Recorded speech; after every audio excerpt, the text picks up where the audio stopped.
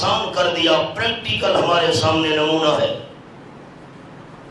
تاجدار دو عالم صلی اللہ علیہ وسلم نے فرمایا طوبی لمن وجد فی صحیفتہ استغفارا کثیرا او کما قال النبی صلی اللہ علیہ وسلم۔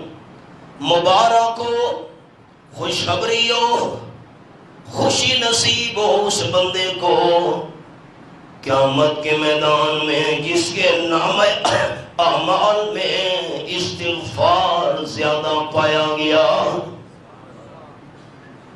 دوسرا اشرہ بھی ہے استغفار اور مغفرت کا۔ آپ صلی اللہ علیہ وسلم نے فرمایا جس بندے کے نامہ اعمال میں استغفار زیادہ تھا، زیادہ سے زیادہ پڑھتا تھا استغفر اللہ، استغفر اللہ، اللہ میری غلطیاں معاف کر، اللہ میرے گناہ معاف کر، اللہ میری کمی بیشیاں معاف کر، اللہ میرے قصور جتنے بھی ہیں تمام سے درگزر فرما۔ جس بندے کے نام اعمال میں قیامت کے دن استغفار زیادہ ہوا، اس بندے کو میں آمنہ کے لال کی طرف سے مبارک ہو۔ پریشانیوں کا حل بھی استغفار ہے۔ قرآن پاک کے الفاظ 29واں پارہ، سورت کا نام سورت نوح۔ حضرت نوح علیہ السلام نے فرمایا استغفروا ربکم انہ کان غفارا۔ آیت نمبر 10۔ صحابہ کرام کے شاگرد بڑے عظیم و شان تابعی ہیں۔ حضرت حسن بصری رحمت اللہ علیہ کے پاس ایک بندہ آیا، حضرت ہمارے علاقے میں بارشیں بند ہو گئی ہیں، کیا کرنا چاہیے؟ قحط کا سما ہے، زمین بے آب و گیا پڑی ہے، سبزہ نظر نہیں آ رہا، بڑے پریشان ہیں، حیوانات مر رہے ہیں۔ حضرت حسن بصری رحمت اللہ علیہ نے فرمایا زیادہ سے زیادہ استغفار کرو۔ بندہ چلا گیا، تھوڑی دیر گزری، دوسرا بندہ آیا، حضرت میرے کاروبار میں نقصان آ چکا ہے، تجارت خسارے میں جا رہی ہے، نفع آنا بند ہو گیا ہے۔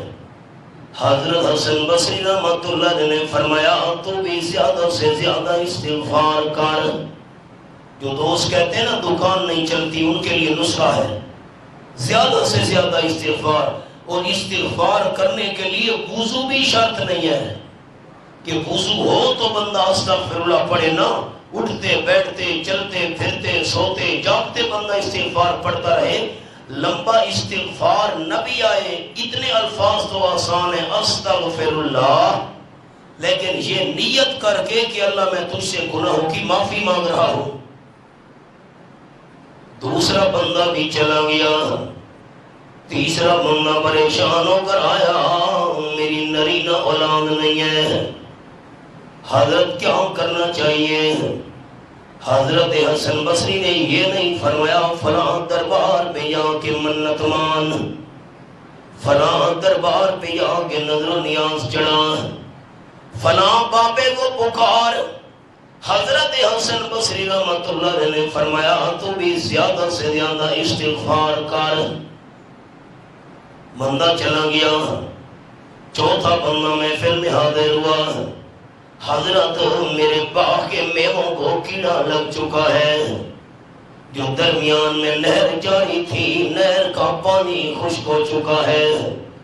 حضرت حسن بصری رحمت اللہ علیہ نے فرمایا تو بھی کثرت سے استغفار کر۔ سننے والے حیران ہو گئے، آنے محفل شاگرد مرید، حضرت بات سمجھ نہیں آئی۔ مرید چار الگ الگ تھے، نسخہ ایک کیوں ہے؟ پہلے بندے نے کہا پرش بند استغفار کر، دوسرے بندے نے کہا کاروبار میں نفع نہیں آ رہا، نقصان کا سامنا ہے، استغفار کر، تیسرے بندے نے کہا نرینہ اولاد نہیں ہے، استغفار کر، چوتھے نے کہا باغ کے میووں کو کیڑا لگ چکا ہے، نہر خشک ہو گئی ہے، استغفار کر۔ حضرت حسن بصری رحمت اللہ علیہ نے فرمایا تم نے حضرت نوح علیہ السلام کی بات پر غور نہیں کیا، یہ چاروں باتیں حضرت نوح علیہ السلام کے ارشاد میں موجود ہیں۔ استغفروا ربکم انہ کان غفارا۔ حضرت نوح علیہ السلام نے قوم کو فرمایا اللہ سے گناہوں کی معافی مانگو، اللہ کریم غفار ذات ہے، انسان جتنا بڑا بھی گناہگار ہو اللہ کریم کی رحمت کا مقابلہ پھر بھی انسان کے گناہ نہیں کر سکتے۔ استغفار کرنے کے فائدے یہ ہوں گے یرسل السماء علیکم مدرارا، استغفار کی کثرت کی وجہ سے اللہ کریم تم پر رحمت کی بارشیں برسانا شروع کر دے گا۔ اور نمبر 2 وَيُمْدِدُكُمْ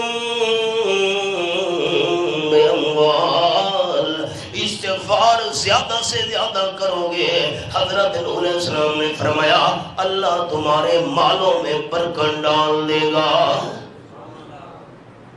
نسخہ تو قرآن نے 1400 سال پہلے بتا دیا، نرینہ اولاد نہیں ہے وَبَنِينَ، اللہ تمہارے بیٹوں میں اضافہ کر دے گا، استغفار کرو گے وَيَجْعَلْ لَكُمْ جَنَّاتٍ وَيَجْعَلْ لَكُمْ أَنْهَارًا، زیادہ سے زیادہ استغفار کرو گے، گناہوں کی معافی مانگو گے، اللہ تمہارے لیے ہرے بھرے باغات بھی بنا دے گا، اللہ کریم نہریں بھی چلا دے گا۔ خلاصہ کیا نکلا؟ گویا کہ ایک جملے میں بات تمام مسائل کا حل کیا ہے؟ استغفار۔ سارے احباب مجھے بتا دیں، میری تسلی ہو، آپ کے لیے دعا کروں کہ اللہ ہم سب کو عمل کی توفیق عطا فرمائے۔ تمام مشکلات کا حل کیا ہے؟ استغفار، اللہ سے گناہوں کی معافی مانگنا، استغفر اللہ۔ آپ صلی اللہ علیہ وسلم کی عادت مبارکہ تھی، روزانہ 70 دفعہ استغفار کیا کرتے تھے، گناہوں سے پاک ہونے کے باوجود۔ ہم گناہ کر کے استغفار نہیں کرتے، آپ گناہوں سے پاک ہونے کے باوجود استغفار کثرت سے کیا کرتے تھے۔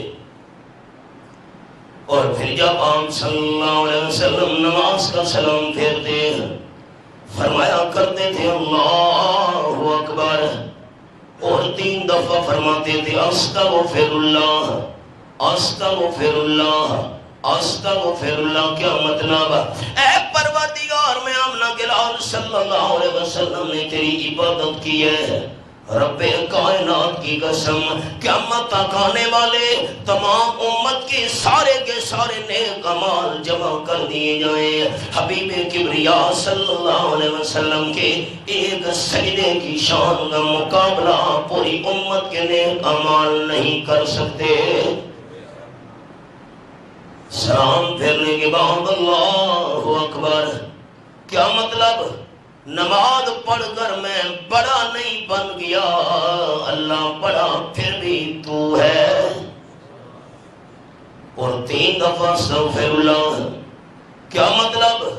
اے میرے پروردگار، یہ میں نے تیرے آگے سر جھکایا ہے، قیام کیا ہے، رکوع میں مسرور رہا ہوں، اتحیات میں بیٹھا ہوں، لیکن ساری خالص عبادت کرنے کے باوجود استغفر اللہ، اللہ کوئی کمی بیشی رہ گئی ہے، اپنی رحمت سے معاف فرما۔ اور جملہ کہہ دوں، گناہ کر کے استغفار کرنا اتنا بڑا کمال نہیں، نیکیاں کر کے استغفار کرنا کمال ہے۔